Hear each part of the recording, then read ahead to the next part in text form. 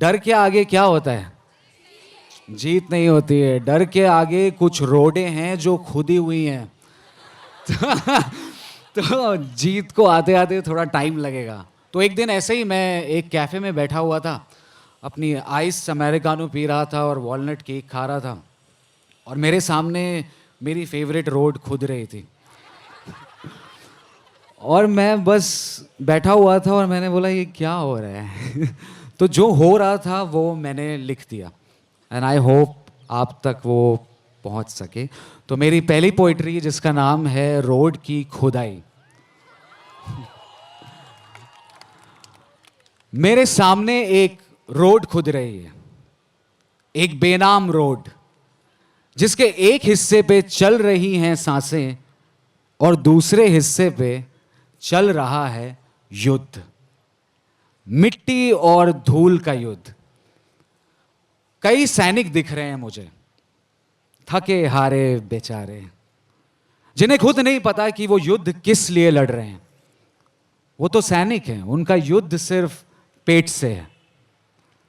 मैंने देखा एक सेनापति जो बैठा है एक विशालकाय पीले रंग के आधुनिक मशीन पे, मानो तबाही होने वाली है।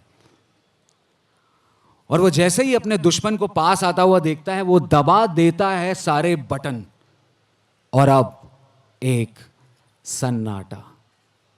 धीरे धीरे धरती हिलने लगती है, मानो भूकंप आने वाला है। बहुत जोर की आवाज आती है, बिल्कुल ऐसी जैसी अश्वत्थामा की गुहार की, अश्वत्थामा मारा गया। अब शाम हो रही है, सैनिक वापस जा रहे हैं, थके हारे बेचारे। और मैंने देखा हवा में अभी भी उड़ रही है अश्वत्थामा की गूंज। शस्त्र रख दिए गए हैं, आज भी किसी की जीत नहीं हुई। मैंने सुबह से शाम सिर्फ इस युद्ध को देखा, और जैसे ही घर की तरफ जाने लगा, मैंने देखा जिस रोड से मैं आया था वो रोड अब मेरी नहीं है। आज के युद्ध में उसे मार दिया गया है, ठीक उस रोड की तरह जिस रोड से कल मैं आया था। युद्ध लंबा चलने वाला है, मैंने खुद से कहा। Thank you. एक और पोइट्री है।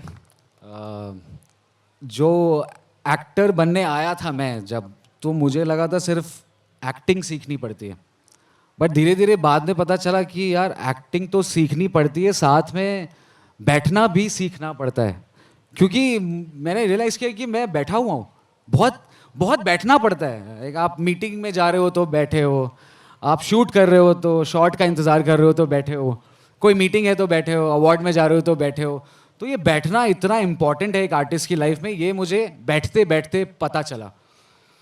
और मैंने ये समझा कि एक्टिंग तो मैं सीख लूँगा, पहले मुझे बैठना सीखना है। क्योंकि अगर मैंने बैठना सीख लिया तो मैं बनूंगा लंबी रेस का घोड़ा।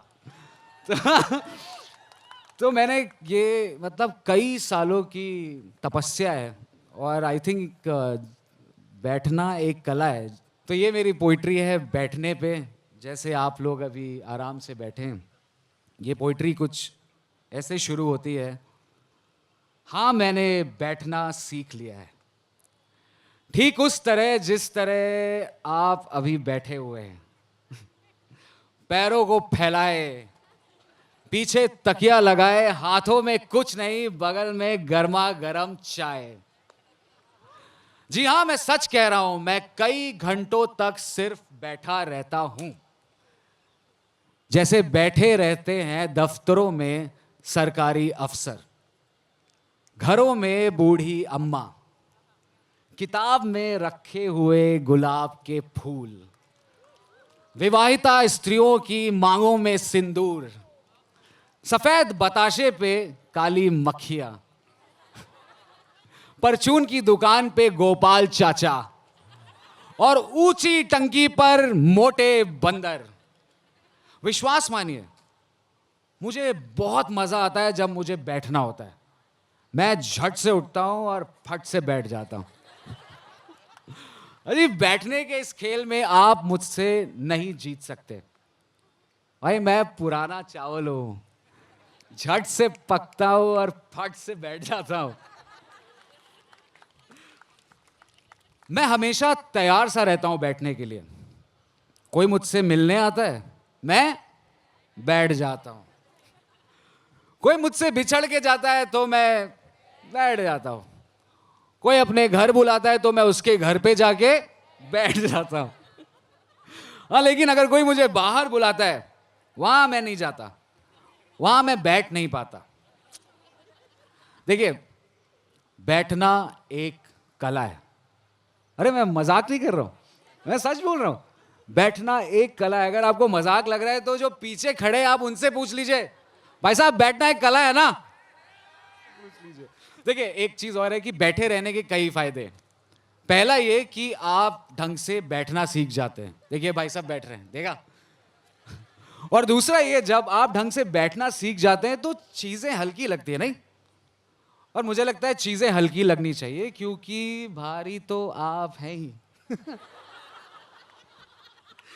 और तीसरी ये कि नहीं नहीं नहीं नहीं, तीसरी मैं नहीं बताऊंगा, ये खुद बैठ के जानिए। जी हाँ, लोग कहते हैं कि बैठे बैठे कुछ नहीं मिलने वाला। ये तो सुना होगा ना आप लोगों ने कईयों से, पापा से, मम्मी से, दोस्तों से, अरे क्या बैठे रहते हैं। लेकिन मेरा मानना थोड़ा अलग है। मैं लोगों की जरा कम सुनता हूं। मेरा मानना यह है कि जब तक लगे नहीं कि उठने का मन हो, बैठे रहिए। जब तक लगे नहीं कि उठने का मन हो, बैठे रहिए और सुनिए वो सारे गीत जो आपने नहीं सुने। करिए खुद से बातें जो आपने अभी तक नहीं की। अरे धूप में बदन सेकिए, गर्मा गर्म चाय के मजे लीजिए, बगल वाली खिड़की में झांकिए। कभी किसी से थोड़ी बहुत मोहब्बत कीजिए।